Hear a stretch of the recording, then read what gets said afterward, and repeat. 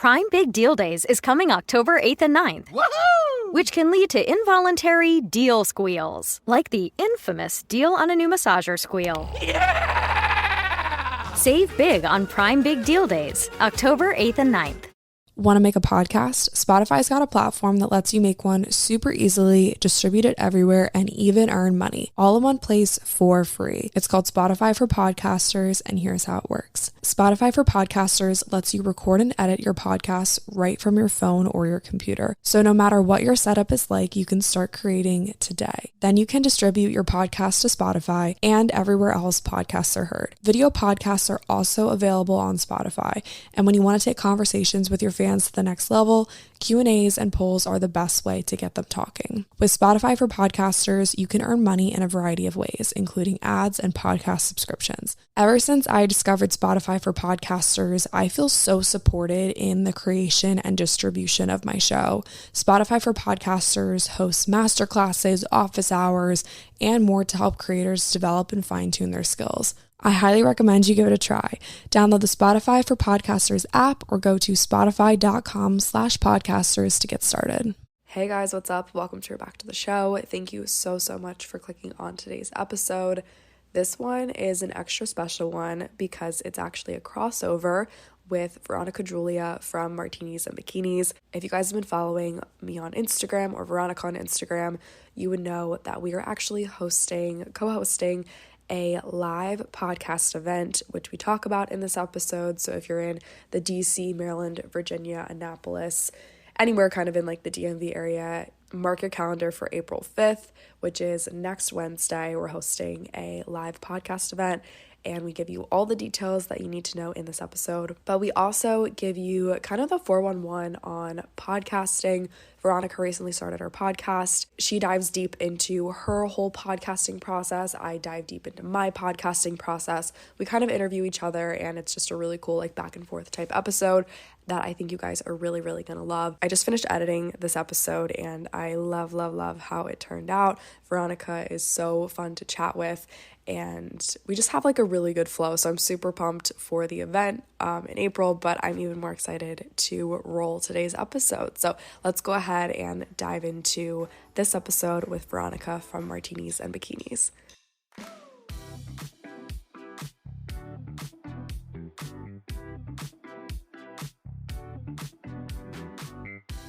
Well, hello, Lily. Hey, Veronica. How are you? I'm good. It's so funny because we have talked like digitally so many times. But we finally met in person today. Yeah, I know, it's crazy. And we have an event coming up, which is really exciting. I'm so excited. And you really are the perfect co-host because I think that you are such an inspiration to me in the podcasting world. And as somebody that just started this in December, I am still learning and figuring out so many things. So I'm so happy to have you by my side. Yeah, absolutely. Well, and even like when we walked upstairs, I was telling Veronica, like her setup is super different than how I do podcasting. So I think our listeners are going to get such a cool insight into two separate versions of how to podcast, just even from the way that we talk and like you said, with the event coming up and stuff, it's like perfect timing for this episode and perfect timing for the event. And absolutely lots of cool stuff going on today. Yeah, so our event is Wednesday, April 5th from 6 to 8 p.m. So if you're a DMV resident, you better be there. And it's going to be at El Rey in Ballston Exchange. So it's in Arlington, Virginia. And we have so many fun sponsors, guys. We have Hornitos Tequila. They're going to be handing out tequila shots on a Wednesday to everybody that walks in. And we have some fun, exciting things planned. And I think it's going to be a great time. They're going to give margs out and chips and guac or just little small bites. So I'm excited. I think it's going to be a really good time. Furnished is also supplying some really fun, comfy sofas and chairs for us to just sit and chat on. It's Spring Fling, your guide to a fresh outlook on dating. So we're sharing all kinds of stories and tips and tricks and basically on how to elevate your dating life for the spring.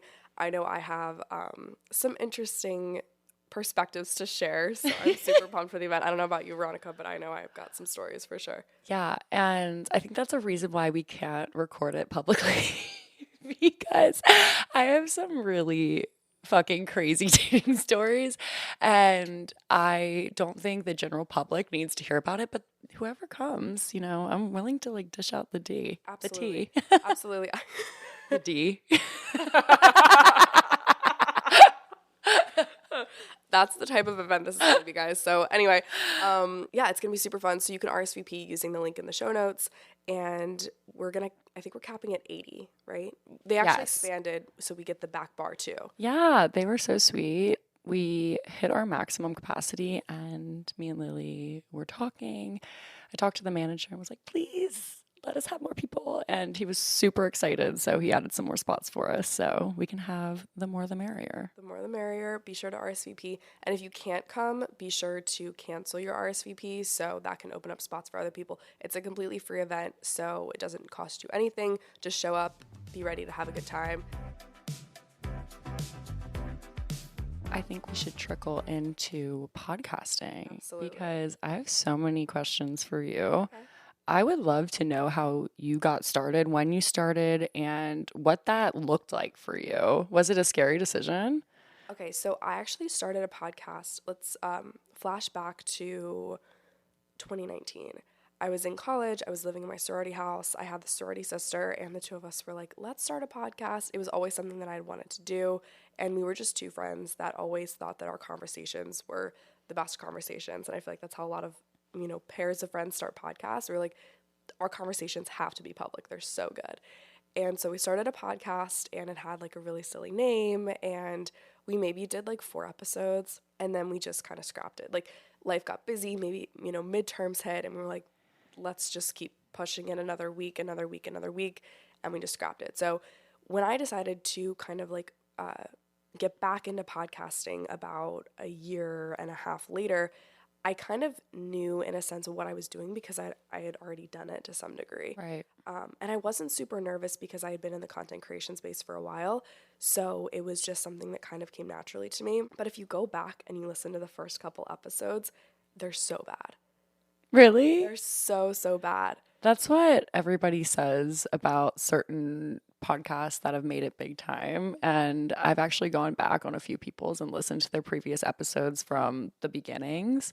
And they're kind of tragic. I haven't listened to yours. I'm sure they're amazing. Don't go back. They're so tragic. And I think it's mostly because I wouldn't say the word scared, but you're timid. Right. You know, you have this microphone in front of you and you're like, what do I say? Mm-hmm. I'm about to speak and I don't know what people are going to want to hear. I don't know what people want me to talk about. And then you go to edit it and you're like, shit, my voice sounds so funny. I don't know if you can relate, but I'm so sick of my voice. So sick of my voice. So sick. I hate it. I edit the pod. I don't know what your editing process is like, so I'm excited to kind of like flip the switch maybe like halfway through this episode and talk about your process. But I will sit there and edit my voice and I start to fall asleep. And sometimes I just shut my computer. I'm like, shut up. Like, I'm so sick of this girl. Like, and my sister is my roommate as well. And she's like, Lily, I cannot stand to hear your voice another second. And I'm like, no, I know. So I'll like put headphones on and edit that way. And I'm so with you on that. It's annoying. Oh, 100%. And then I'm one of those people that listens to each episode probably 6 or 7 times because I want to make sure that people are getting what I'm trying to put out there, if that makes sense. So I'll listen to it in the car. I'll listen to it with headphones. I'll listen to it with just the speaker on my computer. I'm an actual lunatic. Okay, I'm glad to hear that you do that because I do the same thing. And then the day that the episode goes live, I listen to it on my phone and I listen to it on either Spotify or Apple and I listen to it as if I was a listener. I love that. And I try to flip the switch and I'm like, did I mean what I said there? Does this sound good? Was there any audio mishaps? And on the rare occasion that there is, I will definitely go in and fix it. But oftentimes it's okay. Right. 100%. I also feel as if there's a lot of podcast hosts that say that they don't listen to their podcasts. And I don't understand how. Never be me. But I do think that we can be our innermost critic because we're facilitating these conversations. And I think it's really cool that you look at it from the perspective of a consumer and somebody that's listening. Because sometimes if I say something and I listen to it back, I'm so critical and I don't even think about how maybe my listener would interpret it, you know? So I think that's really cool. I'm going to definitely take up that trick because I think that's a really, really good mindset to be in. Yeah, definitely. And like, I always ask myself, would someone either take offense to this or would someone even just hear this the wrong way and not really get what I'm saying? Granted, I feel like what I talk about is fun. I definitely touch on like mental health, anxiety, stuff like that sometimes, but oftentimes it's a lot of fun. And Yeah. so I don't necessarily have to worry too much about people being like offended or anything like that. But I definitely think it's just important to make sure like you're being, you know, analyzing exactly what you're saying and making sure that you're getting your true point across. And sometimes I'll even re-record bits and pieces and like pop in, even if I just like mistold a story or something like that and it doesn't necessarily make sense, I'll just like re-record and like pop it in. Right. I always tell my clients, I have a social media coaching business. I tell them that you have to explain things to listeners or your audience like they're in preschool because the things that you know about and you're an expert in, somebody may not know all of the nitty gritty and details about. So you have to really explain yourself in a productive manner. So I do the same thing. I'll go back and I tell a story as if this person has heard the story before because we're so like internalized with it. Like we know the story like the back of our hand. And I basically have to rearrange and make sure that it's comprehensible for people. I would love to know this. You have such amazing engagement and you have such a great audience and you have really loyal listeners. When did that start to happen? When did you start to realize, oh my gosh, this is something that people are really attaching onto? And what made that happen for you? Was it marketing or people posting about it, or did you just let it happen? I'm really interested to hear what that process was like. Sure, yeah. So just to kind of give you guys a little bit of a timeline, I started in the fall of 2020. And this was when I was going through a health coaching training program. And I was like, I just want to, restart a podcast. I'm kind of phasing out YouTube. I want a different form of long form content. I had this audience from YouTube, but surprisingly to me, not surprising now though, it didn't really transfer over. And so, starting a podcast or really starting any platform, you can't really expect your audience to transfer. Like, people will have 1 million followers on TikTok and 100,000 on Instagram. So, starting the podcast, I got maybe like 100 listens per episode. And then a couple months later, it was maybe like 1,000, 2,000. And it kind of stayed at that 1,000, 2,000 range for probably like a year and a half. And February of 2022, I moved to Annapolis from my hometown and I started to just talk about my experience kind of living the young adult life, the 20-something life, trying to figure out what the heck is going on. And so people started to really like that. And I think because I hate to use the word relatable content, but because I was talking about more than just necessarily like health and wellness tips and tricks, I was starting to tell more stories.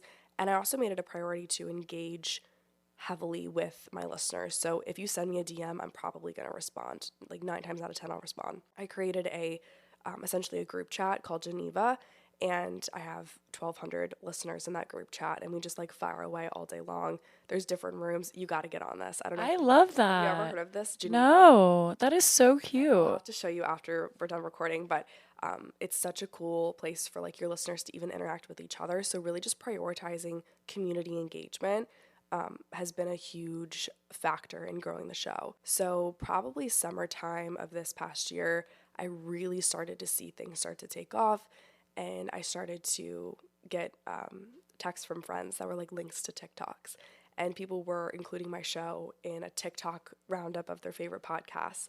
And That's then amazing. I was scrolling Instagram and I got a notification, The Skinny Confidential tagged you in a post. And it was one of those like roundup TikToks, and mine was in it, but it was on the Skinny Confidential, right? I know your jaw's like on the floor.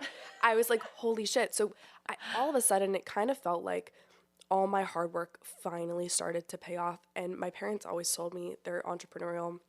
They've had tons of businesses, and they've always said it takes about 3 years to start to see things working out for you. I hit my 2-year anniversary in the fall, and then I kind of rolled into year 3 as the new year began.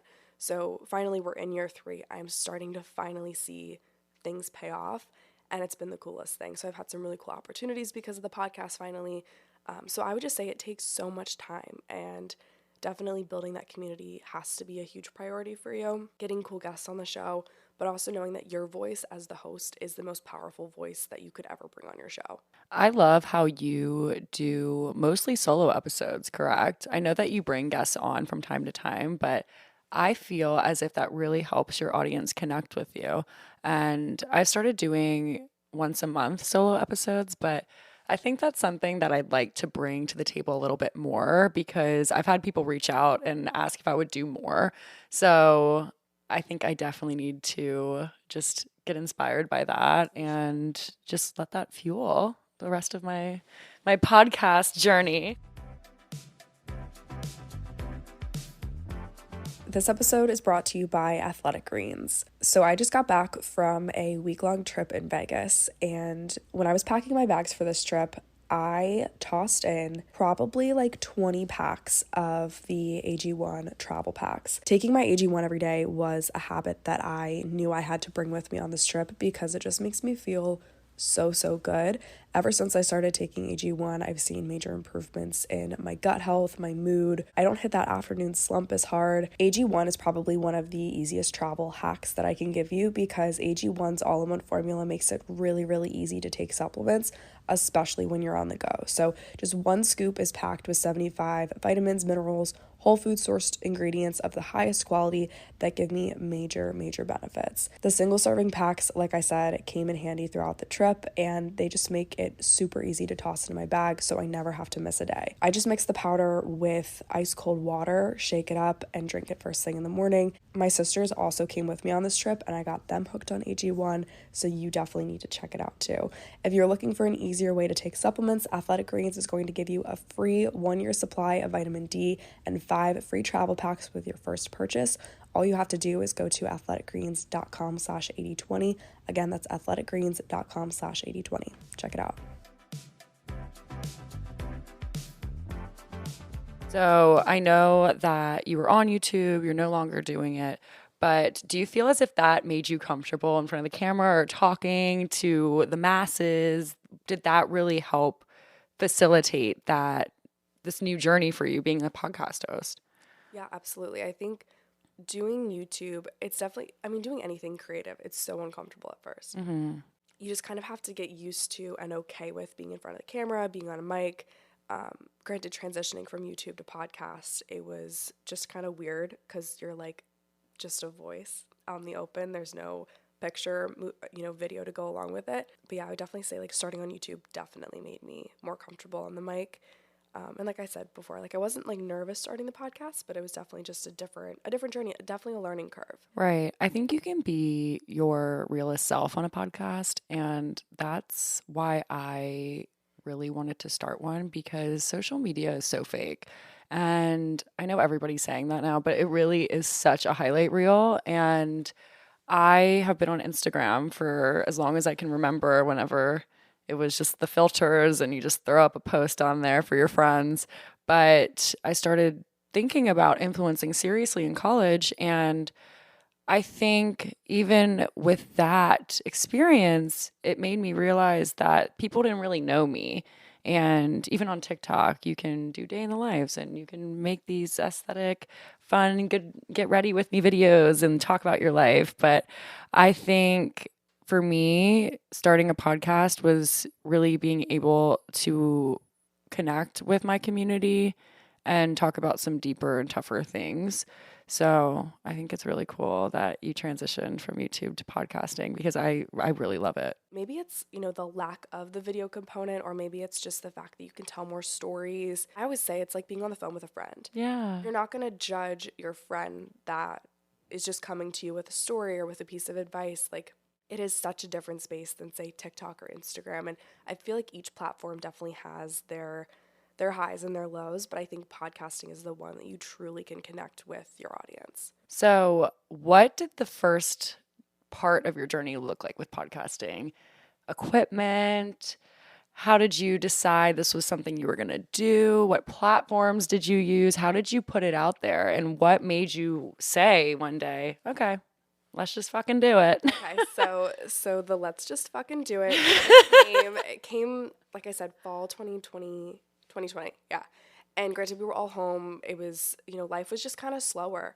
And I had this mic. It was a Yeti Blue mic that you plug into the computer. And I had it for a couple years. This is the mic that I used when I started that original podcast in college. And I was like, okay, you know what? I'm just going to start it. So I had a little home office at the time. I was living at my parents' house. And this is like, I did online school too. So like, I just did everything in my little office. And I just, shut the door one day, plugged it in my computer. I used Final Cut Pro to edit all my YouTube videos. And I knew that had a voice recording feature on it. So I just opened up the voice recorder window, pressed play. And I probably took, I swear, like 25 takes. Just me saying, hey guys, what's up? Welcome back to the show. Because I didn't know what that would sound like coming out of my mouth. I was like, do I need a special intro? So just kind of like finding the flow was really tough. Yeah, as far as equipment goes, that was kind of it. I got one of those pop filters that you can put in front of the mic because I realized that like my T's and my P's were very like harsh. And S's too. So I put a pop filter in front of the mic. But as far as equipment goes, that was it. And I would just edit using my AirPods. Like it was super low key. And I think even now I still use that mic. And I can't wait to get into like your equipment setup here in a second. But sometimes I just record on voice memos. And as kind of, I guess, unprofessional as that might sound, technology is so good nowadays that if you want to start a podcast, just open up voice memos and start recording. See if you even like talking to a microphone. See if you even like can stand the sound of your own voice. And just kind of like give it a go. I did not realize that that's what pop filters were used for. Pop filter. I guess I'm saying both P's and F's. But I took mine off the other day to clean them, and now I'm realizing what they're used for. So I'll have to put them back on. Hopefully we're good. Hopefully I'm not like too close to the mic. I was very close, and I just did the P's and the F's. So hopefully it's not too bad. But I love that you mentioned voice memos. I record a lot of my ad snippets with voice memos, and I don't see a difference. And I have really like nice equipment. So let's talk about your equipment really quick because your setup is so cool. I love it, and it definitely makes me feel like more official. But I feel so official, by the way, recording right? I've never felt more official recording a podcast. Like take me from like start there and just like work your way up, including the set. Because guys, Veronica has a full set. We were gonna do video, but I just got back from a trip. I'm kind of looking crusty. No, you look beautiful. Thank you. Stop. And so you literally have a full studio in your bedroom, which is incredible. So give me everything. I want all the details. Yeah. So whenever I decided to start this, I told myself I wanted video and I wanted to be able to post it to my platforms and not be like super embarrassed about it, if that makes sense. So I just really wanted it to be legit. And obviously there's been so many learning curves. Like I still have no idea what I'm doing half the time. And if I did, that would be really boring. I have this friend who is like a video tech guy, and he has a studio out in Arlington, Virginia. So I actually was doing some voice acting for him and some YouTube commercials. It's a little side hustle of mine. And I asked him if he knew what equipment I needed for a podcast. So he just immediately said, absolutely, I will order everything for you on my company card. You approve it, we'll get a discount with the card, and then like obviously you can send me the payment and I'll come up and set it up. So what a good deal. What a good friend. I had a guardian angel and a little fairy godfather. His name's Rashid. That just goes to show connections and networking is everything. And Absolutely. Like, call on your people when you don't know what to do. Absolutely. So he came over, set everything up. He was here for my first guest podcast and just wanted to make sure that everything was flowing freely. There was still some issues with video that we kind of had to do some diagnostics with, but I figured it out, and he even gave me the idea to have a little like neon light here eventually. So maybe I'll have a little logo. I just ordered some mic flags for these mics. I have Rode mics, so they're standing mics. And I'm going to have the little mic flags on them that say martinis and bikinis. So whenever I record video content, you can like see that. And then I have a Tascam soundboard. So it's a really good soundboard because I actually brought it to the venue that we're going to have our live podcast event at, and he was fangirling over it. No way. And meanwhile, I have no idea what it is or anything about it. I just know how to turn it on and press record. But you can basically like adjust your mic settings and you put a memory card in there, it records everything. And then we have headphones on too. So whenever you take these off, Lily, it's going to be so funny because it's going to be so normal to hear both me and your voices. It's so quiet in here in this little world. And then you take it off and it's like, oh, it doesn't even sound that good. I know. But yeah, I have some chairs from Furnish and they're super comfy and plush. And I just have a little book candle set up in between us with a little lamp. So just tried to make it girly and cute and fun. Polaroids, I love these. Yeah, my friend Michelle, she was on my podcast and she came on to talk about being a first generation immigrant in the US. And she brought her Polaroid and we took some photos and she actually moved away the next week to Salt Lake City. So she gave them to me to remember her by. Oh, stop, that is so sweet. I know, she's so sweet. But that's a really fun episode. I really liked recording that with her because she's just super creative and she was like, you should put it on the table. I was like, okay. Okay, so how long ago did you start your podcast? Because it was pretty recent, yeah. Yeah, I started in December and I had started recording in November. I did my first solo episode and I legit just pressed record and blabbered on for 30 minutes. I don't even remember what I talked about, but I got really great feedback, which was really awesome to hear. But I was scared shitless because it really is exposing yourself in such a different way, on such a different platform, and such a different medium. So I was a little nervous about how people would interpret it. But I think every scary decision behind it is a lot of ambition and motivation to do it really, really well. So I think that's what really kept me going. But I ended up doing a guest episode in New York. I rented out a studio and it was my two childhood best friends. So that definitely took some of the pressure off. And we just talked about friendship and all of our stupid childhood memories. And we actually got some listeners or future listeners to submit some stories about embarrassing childhood memories. And it was just such a fun episode to record for my first guest episode recording. And I ended up launching it in December and I've just been really consistent. I think consistency is key. And I remember watching YouTube videos about starting your own podcast and the mindset you need to be in and blah, blah, blah. So there was this one guy, I don't remember his name, but he said there's a honeymoon stage to podcasting and it's going to last for like 2 to 3 months. You're going to love it. You're going to love the whole process. It's going to be just rainbows, butterflies, just the whole mix. And then you're going to come to a point where you feel a little burnt out. His advice was basically to keep going, like be consistent, don't stop. And I took that with everything in me whenever I started, that I was going to be posting episodes every Thursday at 8 a.m. on the dot. Creating a consistency game plan and holding yourself accountable is so big with this. And even as somebody that's just starting out, I think I've learned that that does happen, but I'm still so obsessed with the space and I love it. And I'm still feeling so creatively energized by it. But all the back end stuff definitely wipes you out a little bit. Yeah, okay, that's such a good way to put it though, the honeymoon stage. I cannot tell you how many breaks I took initially. I would post on maybe it was Mondays and then I would be like, okay, maybe I'll post on Thursday. And then I'd be like, okay, I'm going to do 2 episodes a week. Never mind, I'm just going to do 1. Let me take a 3-month break. But the minute that I decided, no, I want to be consistent with this, it's just going to be every Thursday. Similar to you, I picked a time.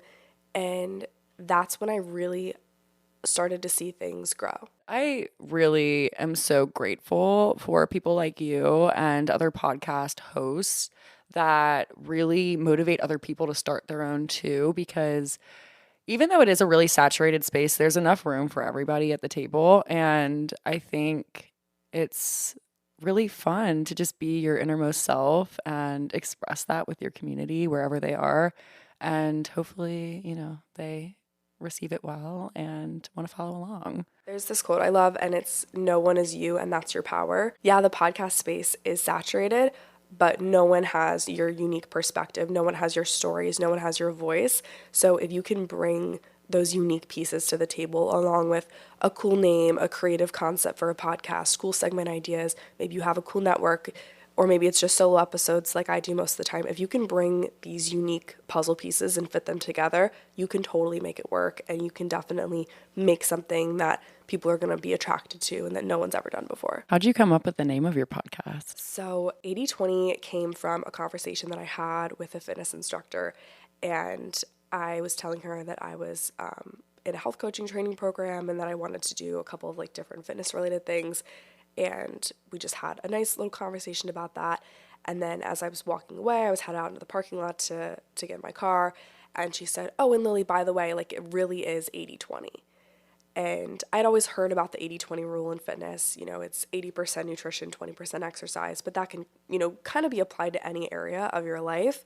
And so I was like, 80/20, I really like that. So I kind of tucked that in my back pocket.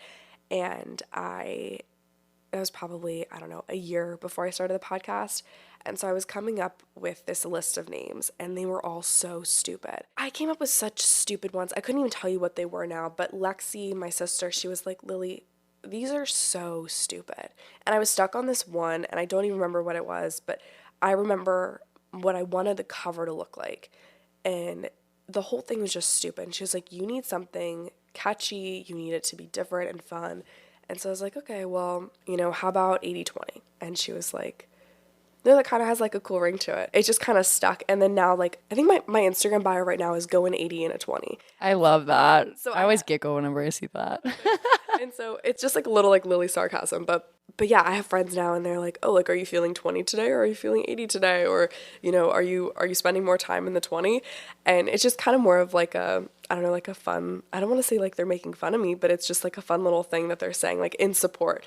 And so I think it's super fun. I'm excited to make merch. I was wondering if you had merch, because I feel like your brand is so merchable and your podcast name is so merchable. Is merchable a word? Merchable. No, We're making it a word. We should make it a word. Okay, so how did you come up with your podcast name? Yeah, so I actually do food reviews in DC. So I go to different restaurants and I basically tell my audience about my experience. I do day in the lives where I do a lot of fun things in the city. So I started putting that on TikTok. And at first, I didn't really even know how to work TikTok. I feel as if I'm way too old for TikTok, or I was at the time. Now I don't feel that way. But I'm 26 now. So whenever it came out, I didn't understand what was happening because I'm in between millennial and Gen Z. So I am in this really weird space. But I went to Oku in Union Market, and I'd been sending my family and friends back home just pictures, videos, things that I was doing in the city, because a lot of people don't really get out of Louisiana. They stay there, and that's lovely. But I went to a new place, big city, and they were all really intrigued with what I was doing. So I was trying to find a way to just make it on a platform to where they could all see it. So I just put an Oku review of this sushi restaurant here. It's called Oku. And I said that like 5 times, but this sushi restaurant here. And I just shared my experience, what I ordered. And I woke up the next morning and it had like 150,000 views. So was that your first TikTok? That was my first TikTok. Oh my God. So what year was that? Was that when TikTok was kind of fresh? Yeah, so that was 2020, I believe. So I started it then, and I just kind of let that fuel just the rest of my videos. I just started sharing where I was going and what I was doing and where I was going to happy hour. Then I started sharing where I get my dirty martinis from. So I'm a big dirty martini fan. Blue cheese stuffed olives. I'm so weird about it. But I actually created an Instagram account that hasn't really taken off. We haven't really posted on it, but it's me and my friend, and it's called the DC Dirties, where we go around and rank the best dirty martinis in the city. I'm going to follow you right now, the DC. I know, we actually need to post on there. We've been bad about it, but... Can I tell you a secret? Yeah. I've never had a dirty martini. Ever? Never. Oh my gosh, I should have made one for you. That would have been so fun. Okay. At 10:30. Yeah. Good morning. Good morning, Lily. Okay, I'm going to follow you right now. Welcome to Martinis and Bikinis. All right, well then we're going to go out. We're going to do a post show after all of our tequila. at our event, we're gonna do a post show and we're gonna go get a dirty martini. We're gonna wake up feeling awful. Yeah, literally. But yes, we definitely should do that. But let's definitely do that. So I always post about dirty martinis, and I also have a swimwear line. So I wanted to find a way to blend all the different things that I was doing together. I'm one of those weirdos that everything has to make sense in my brain. So with all the different brands that I have, I was thinking, how do I blend all of these things together that I'm doing and make it more me? So I had always wanted to start a podcast, but I think I was scared to actually go through with it. And because I had so many things on my plate, I wanted to make sure that it was something that I could actually keep up with. So I was at Bluestone Lane randomly working on some stuff. And I swear this thought just popped into my head. I was thinking, what rhymes with bikini? And immediately I felt like this was a Post Malone experience. You know how he came up with his name? No. So he went to like a rap name generator on the internet and Really? It came up with Post Malone. That's hilarious. So I went to things that rhyme with bikinis and it was like dictionary.com or something. And it said martini. How perfect. Was a similar rhyming word. And I said, oh my God, that's perfect. So that day I started sending it to everyone I know and they all were just really happy about it. So I started making graphics and talking to my friend that's in graphic design to help me with things. And I told my assistant about it. And whenever I have an idea and I have that gut feeling that it's going to be really great, I just start telling people about it so that I can't back down. I have that accountability. I just literally start telling everyone about it so that I can't convince myself to not do something. That was a long story. Well, and the other thing too, what's cool about your name is it's super personal. Like it's literally two things that you love and that you do. And I feel like you're very entrepreneurial. So there's so many different like facets to what you do. And so it's just cool to kind of like wrap two of them together. And then you have the podcast and the creative side and you just do a lot. And so it's like cool to just like bundle that together. Oh my gosh, thank you. You're so sweet. Yeah. And your name's also really merchable. Let's do a merch collab, yeah? Oh yeah. I would love that. If we were really ahead of the game, I think it's too late now, but we could have done like t-shirts for the event. Oh my gosh. We should look into that. We should. It would probably be like a lot to like rush order like a customing situation, but we should do. It would be so expensive. This definitely won't be the last of that. No, we should have more. We should. Because I like what you said last week. We were chit-chatting about it, and there's a lot of big production companies with the podcasting world that have live events, but what is so cool about what we're doing is we have full control over everything. So it's going to be a really fun event because this is something that I would want to go to. And I don't know if you feel that way, but... Oh my gosh, I would never want to be a part of something that I wouldn't go to myself. And so just the way, literally guys, Veronica and I were on the phone. She's like, oh, by the way, this person's going to do this and this is going to happen. This person's going to come in. And then she's texting me the next day, so-and-so wants to do this. And I'm like, okay, great, perfect. I love it. And so just it all really kind of fell together so beautifully. And I'm so excited for it. Me too. I'm so pumped just to talk about dating in general because I think here, specifically in this area in the DMV, people really struggle with dating, whether it's their own mindset towards it or meeting people or just dating practices in general. So I think it's going to be a really good kumbaya moment for all of us to chit chat and just resonate with each other and relate. I agree. And even if you are in a relationship, be there. We have so many people in relationships coming. Great. People that are full on married and pregnant. Perfect. Refresh your dating life. Goodness gracious. Sure. It's definitely an event for everybody. And even if you just want to come for a good laugh, like I know that we're going to share a few. So definitely just be there and be ready to have a good time. Absolutely. And I think if anything, you will meet some really cool people because I know that your listeners are so amazing. And I think that the girls in DC that are coming, whether I post about it on Instagram or TikTok or wherever, or they listen to the podcast, hopefully, they're really amazing. And it's going to be cool to see everybody interact from all of like the different places that they found it through. So yeah, I agree. And we're going to do a little meet and greet after. Yeah. Okay, cool. So yeah, if you guys want to like shake our hand or give us a hug, Shake our hand. have a pic. I don't know. Chest bump. Fist bump, like high five, whatever you're interested in. But yeah, I think it'll just be really cool to meet everybody. That's the other thing too, like meeting podcast listeners in person is always the coolest thing because you feel like like I don't know, I feel like we have this connection. It's like you know a little bit about me. All it takes is a couple questions for me to know a little bit about you. I met this girl in Nashville and she had actually messaged me, "Hey, I'm at this," or she's like, "I'm going to be at this club tonight." And I didn't see her DM, but I actually turned around at a bar and there she was. And she was like, "Oh my gosh, you're Lily." She's like, "Ignore my DM.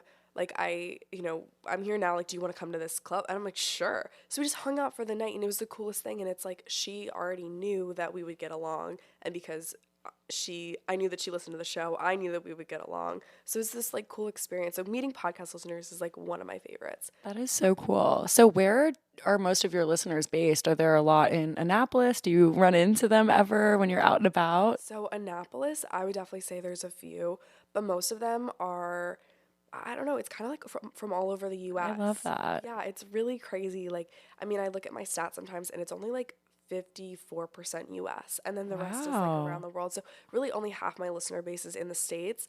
And that in and of itself is crazy. Granted, I know I definitely have some DC listeners, some Annapolis listeners. I've only been in a few instances. Like I was in the grocery store one time in Annapolis and someone said that they listened to the podcast, but most of the time it's been just random. And I was in DC for an event with my old company the other day, and a girl walking by the event was like, "I just saw you post this on your Instagram story. This is so weird, but I'm from Wisconsin. I'm here on business and I'm just going for a walk to pick up my lunch, but I saw this on your story, so I figured that you'd be here." And she was like, "I didn't realize that I'd be walking past." Like, she's from Wisconsin. She's got no clue geographically what's going on.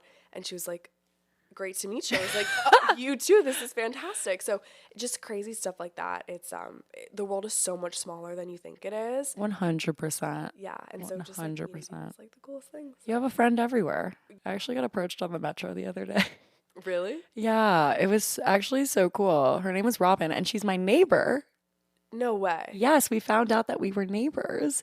And it was so funny because we got off the metro at the metro stop near my house. And it's like the one metro stop within a large area. So it was really weird that she actually like lives on my street. But she was talking to me and we were chit-chatting. And as I was getting off the escalator, I said, "Oh, well, we should just walk back together. You want to walk?" And she was so funny. Her husband had picked her up from the metro stop, which is maybe like a 5-10 minute walk. She was like, "This is so embarrassing, but I feel really lazy and my husband's actually here to pick me up." And I was cracking up. Oh my gosh. But she was amazing. I think it's really cool to meet people that are like-minded and just silly and funny and people that you would hang out with in real life. But I think that's super cool that you have a community like spaced out like all over because like I said, you will always have a friend wherever you go, wherever you end up. So do you think your listener base, or I guess your following base, I know that you do a lot on TikTok too, are they kind of spaced out around the US or are they more DC? It's definitely more DC. And I was in LA for an entire month last month and I honestly felt like such a loser.